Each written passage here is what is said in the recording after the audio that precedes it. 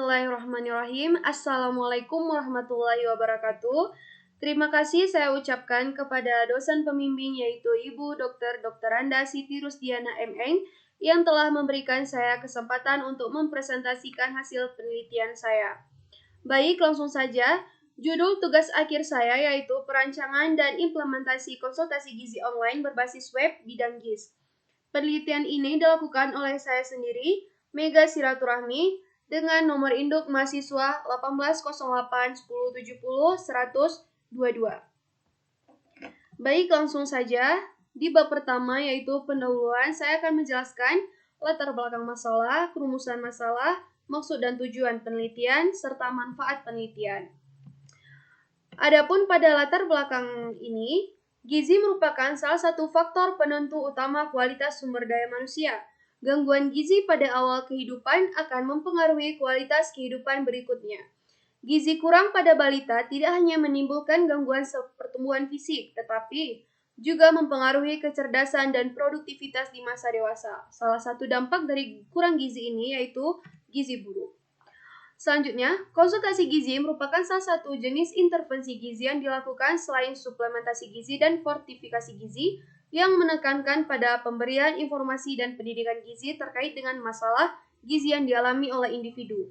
Konsultasi gizi dianggap cukup efektif dalam menuntaskan permasalahan gizi karena diimbangi dengan perubahan pola perilaku masyarakat, khususnya dalam hal asupan makanan dan gizi yang tepat. Oleh karena itu, penting rasanya membuat sebuah terobosan wadah untuk konsultasi gizi secara online agar mempermudah masyarakat untuk memecahkan permasalahan kesehatan mereka. Selanjutnya, ada beberapa latar belakang yang saya jelaskan tersebut ditemukannya sebuah rumusan masalah. Yang pertama, apakah konsultasi gizi dapat efektif dilakukan secara online? Dan apakah kedepannya website ini hanya digunakan sebagai sarana konsultasi gizi saja? Adapun maksud dan tujuan penelitian ini yaitu untuk mengetahui kelayakan konsultasi gizi yang dilakukan secara online.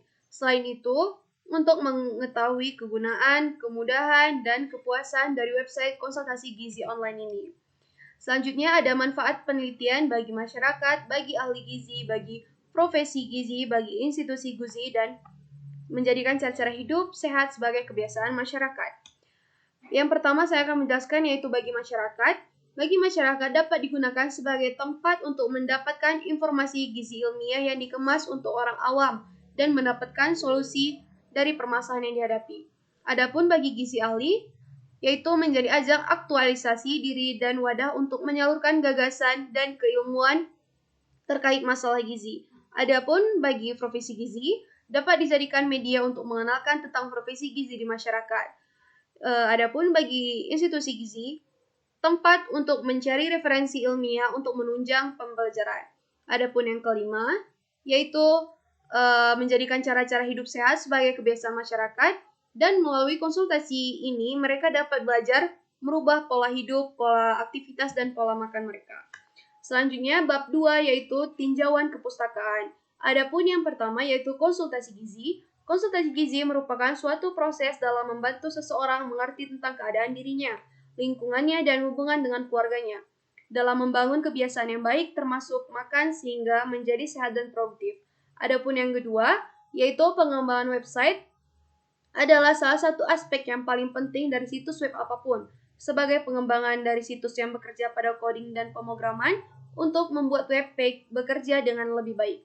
Yang ketiga ada CSS atau Cascading Style Sheet, yaitu bahasa pemrograman yang digunakan untuk mengatur format HTML seperti jenis huruf, background, tata letak, ukuran gambar, dan lain-lain. Selanjutnya ada JavaScript. JavaScript adalah bahasa pemrograman yang dijalankan oleh browser pada saat halaman web dibuka.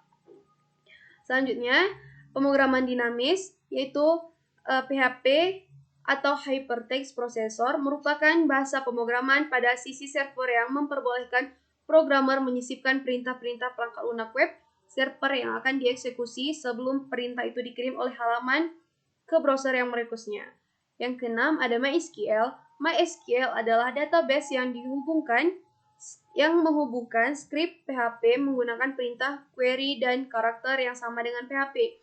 MySQL mempunyai tampilan klien yang mempermudah dalam mengakses database dengan kata sandi untuk mengizinkan proses yang dilakukan. Yang ketujuh yaitu XAMPP. XAMPP merupakan tool yang menyediakan paket perangkat lunak ke dalam satu buah paket. Masuk ke bab 3, selanjutnya saya akan menjelaskan tempat dan waktu penelitian. Tempat dan waktu penelitian ini dilakukan langsung di Laboratorium Klinik Riset Aceh Tengah. Waktu pelaksanaan penelitian ini berlangsung selama 1 bulan terhitung sejak tanggal 20 Maret 2020 sampai dengan tanggal 20 April 2020. Adapun jadwal pelaksanaan penelitian ini meliputi persiapan penelitian, perencanaan, penentuan judul, penentuan lokasi penelitian, pengolahan data, penyusunan bab 1, bab 2, dan bab 3, serta pelaksanaan dan pelaporan hasil penelitian. Adapun metode penelitiannya yang pertama mencakup requirement engineering, desain, implementasi, testing, dan maintenance. Adapun selanjutnya alat dan bahan. Alat yang saya gunakan yaitu laptop dengan spesifikasi Asus Intel Core i3. Laptop ini saya gunakan untuk perangkat pembuatan dan pengujian sistem. Adapun yang kedua, internet dengan spesifikasi WiFi dan hotspot. Jaringan yang digunakan untuk mencari dan membuat bahan penelitian. Adapun yang ketiga, smartphone dengan spesifikasi Vivo untuk dokumentasi. Yang keempat, memori dengan ukuran 6 GB untuk penyimpanan. Selanjutnya ada kertas HPS dengan ukuran A4 untuk mencetak bahan penelitian. Dan selanjutnya ada printer dengan spesifikasi HP DeskJet 2135 untuk mencetak hard copy. Selanjutnya, bahan yang saya gunakan yaitu Visual Studio Code dengan versi 1.43.1 user setup. Yang kedua ada Microsoft Word versi 2010. Yang ketiga ada XAMPP dengan versi 3.2.2. Dan yang keempat ada Google Chrome dengan versi 80.0.3987.149. Adapun cara kerjanya yang pertama yaitu melakukan studi lapangan di mana penulis datang langsung ke lokasi yang berhubungan dengan judul penelitian untuk mengumpulkan data-data yang dibutuhkan. Yang kedua, melakukan wawancara atau interview untuk mengadakan proses tanya jawab kepada pembina laboratorium Klinik Riset Aceh Tengah. Yang ketiga, ada pengamatan atau observasi. Penelitian melakukan observasi dengan pembina laboratorium klinik riset untuk memperoleh data-data dengan melihat langsung, mengamati, dan mencatat sistem-sistem konsultasi gizi ini. Yang keempat, ada studi kepustakaan untuk menggunakan buku-buku bacaan yang ada di perpustakaan, materi-materi maupun bahan internet dan bahan pendukung lainnya yang berkaitan dengan konsultasi gizi. Adapun yang kelima yaitu analisis kebutuhan. Tahapan ini penulis mulai mengidentifikasikan hal-hal inti yang berhubungan dengan aplikasi objek penelitiannya. Adapun yang terakhir, tahap ini adalah pengujian aplikasi dan penarikan kesimpulan. Selanjutnya, ada rincian biaya penelitian atau bisa dibilang pengeluaran untuk penelitian hasil ini. Yang pertama ada administrasi atau cetak proposal penelitian ada 2 jilid dengan harga satuan 25.000 dan harga total 50.000. Yang kedua, bahan dan peralatannya yaitu internet atau wifi 1 bulan dengan harga 350.000.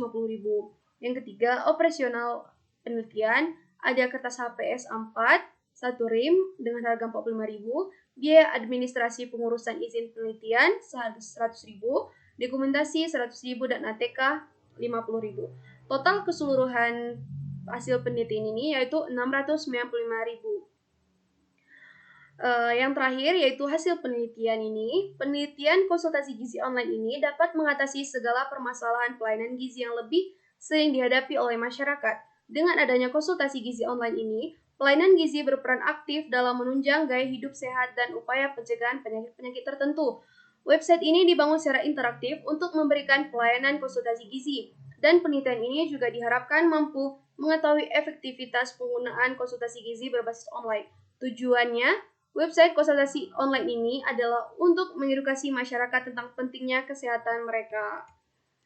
Sekian presentasi saya, maaf jika ada kesalahan, saya akhiri. Wabillahi taufiq wal hidayah. Wassalamualaikum warahmatullahi wabarakatuh.